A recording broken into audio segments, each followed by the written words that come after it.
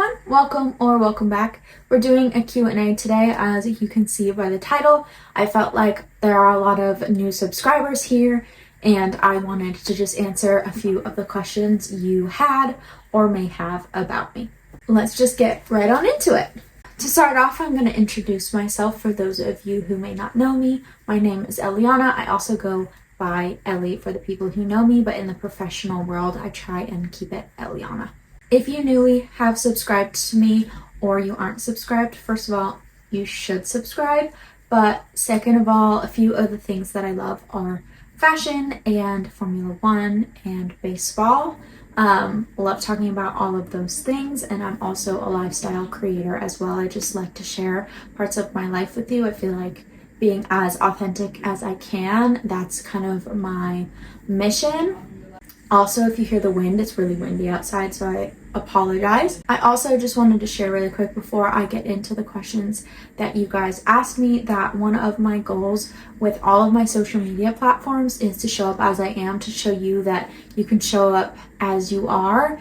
And I feel like there's so much comparison nowadays with social media. Everyone and what they're doing is in your face, what they look like is in your face, and it's just so easy to compare your life, your looks, your whatever to somebody else and feel so inadequate. And I never want to be the person that you feel like that about. I want to be the person who encourages you to show up for yourself and to pursue whatever dream it is you want to pursue, because you deserve that, and you're worthy, and you're loved, and you're beautiful as you are. And I just want to try and show that as much as possible, try and show as much of the real me as possible, and be authentic on here and on every social media platform.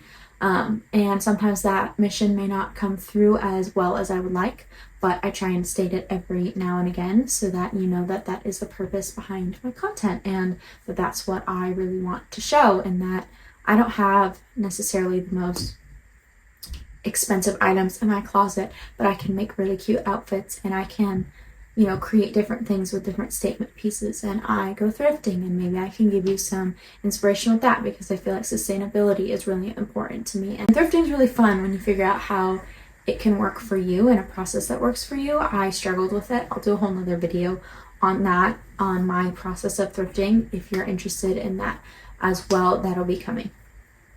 Okay, all of that. Now we're gonna get into the questions you guys have.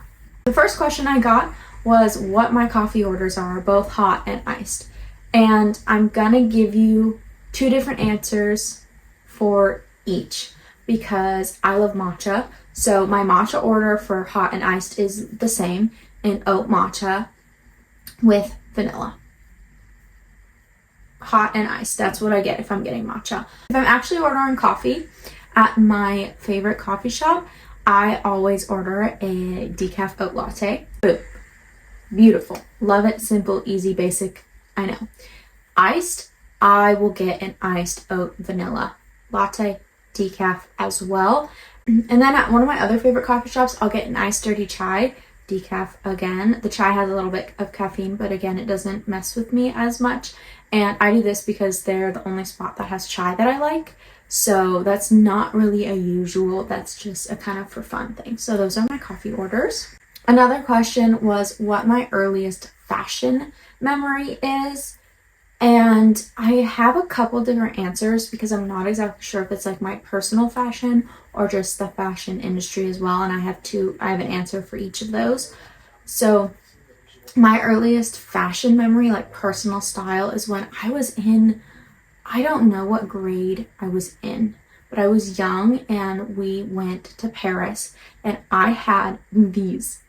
Oh, it's horrible. I'll pull up a picture and I'll put it on the screen, but I had these color coordinated outfits with these like sweat shorts that were super long, that were a specific color, and then they had a matching color top. And I lived and breathed for this. Absolutely loved it. Thought that I was slaying the game. Thought that I was the coolest girl on the planet, like slaying in Paris. Girl. It's horrible, but I loved it as a kid. So that is probably one of my earliest fashion memories in just my personal style and enjoying my clothes. And then my other earliest fashion memory in the industry was when I actually interned for a fashion designer in LA when I was in 7th grade, and I got to kind of see the behind the scenes of what she did. And then I also designed and created my own skirt. It's totally ugly now, but absolutely loved it, had a blast. So fashion has kind of been something that I've loved for a long time, even though I never really pursued it as a career until now. Being a content creator in fashion, I should say. I'm not a fashion designer. Let me clarify. With that, I got a...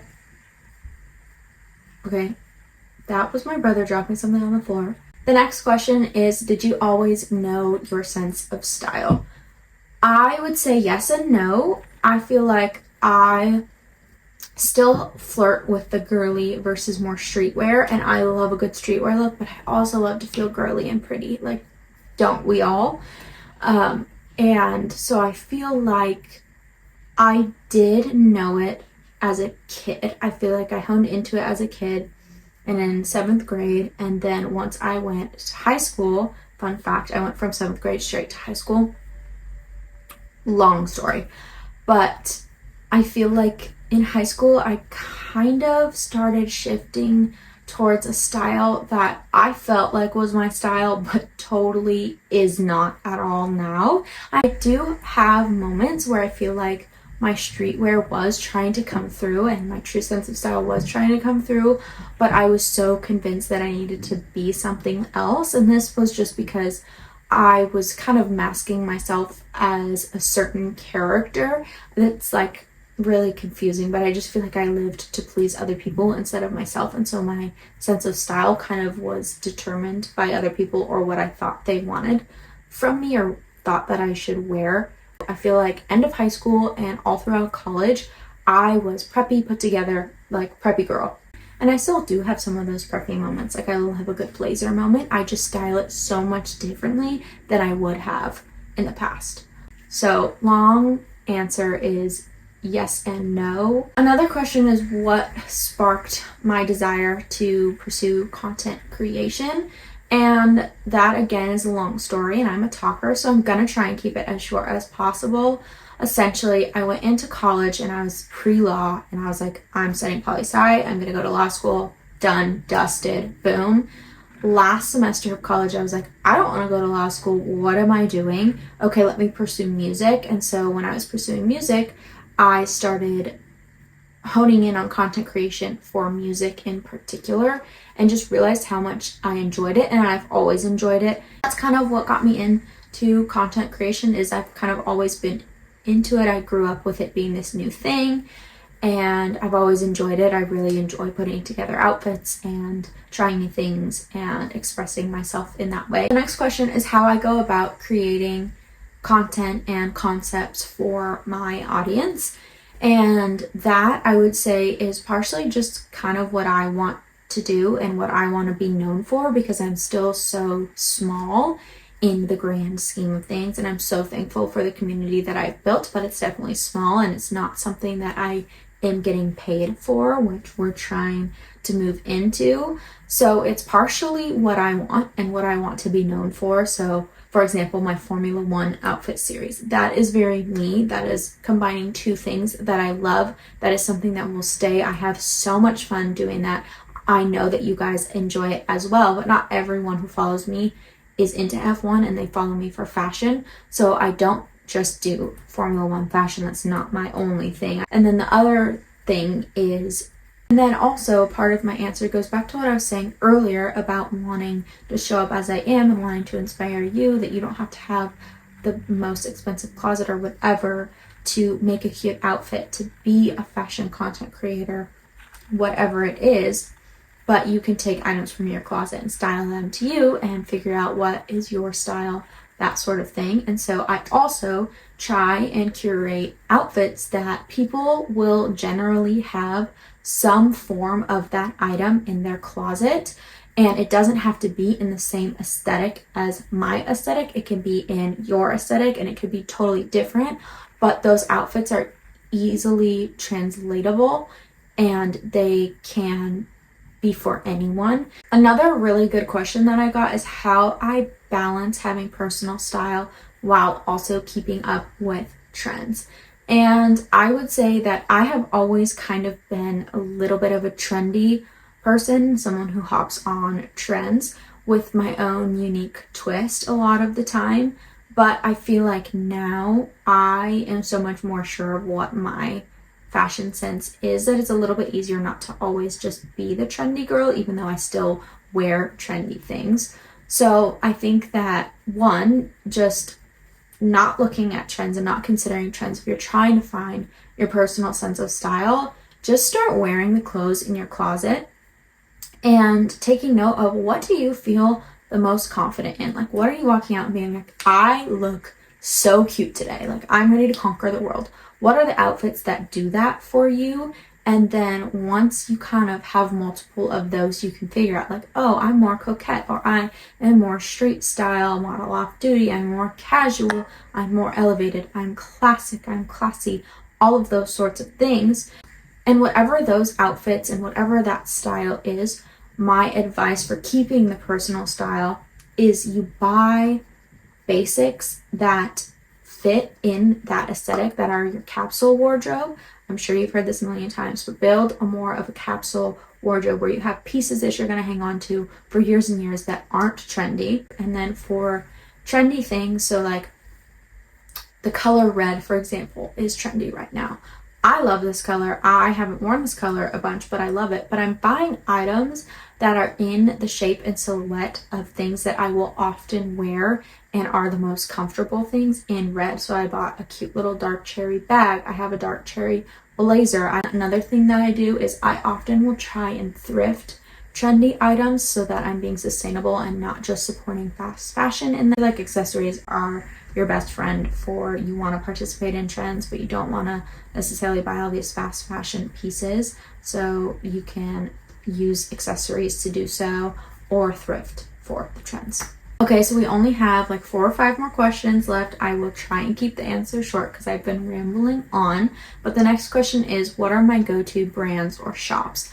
I would definitely say thrifting. I have gotten thrifting down. I have thrifted some of my favorite pieces in my entire closet. So thrift stores, specifically Goodwill.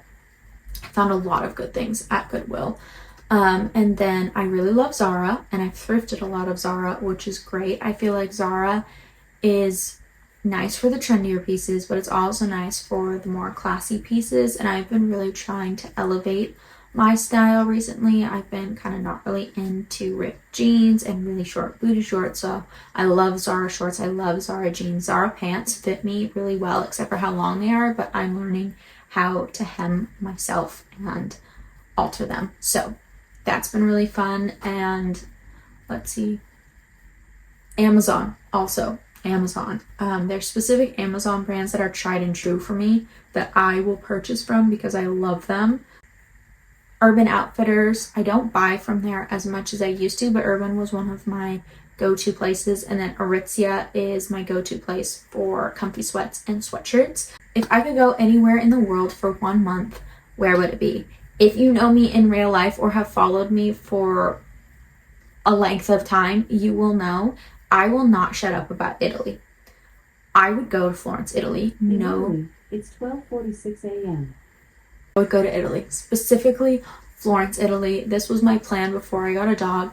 I said if my dad didn't give permission at Christmas for me to get a dog, then I would be going to Italy for some long period of time. I was thinking a month to 3 months was kind of what my brain was going towards. So it would definitely be Florence. I have fallen in love with Italy, Florence specifically.